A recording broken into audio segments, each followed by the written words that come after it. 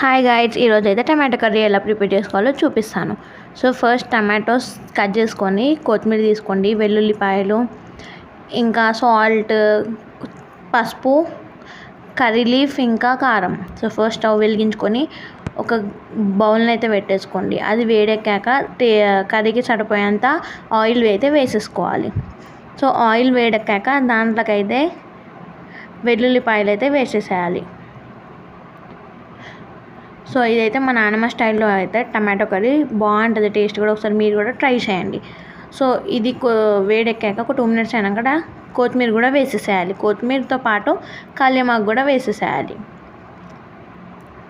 కల్యమాకు వేసినాక ఒక 5 minutes అయిన తర్వాత ఈ చిన్న చిన్న కట్ చేసుకున్న ఫ్రెష్ టమాటో ముక్కల్ని కూడా వేసేసుకోవాలి. దాంట్లో టమాటో ముక్కలు వేసిన తర్వాత మంచిగా జస్ట్ లైట్గా కలుపుకోండి.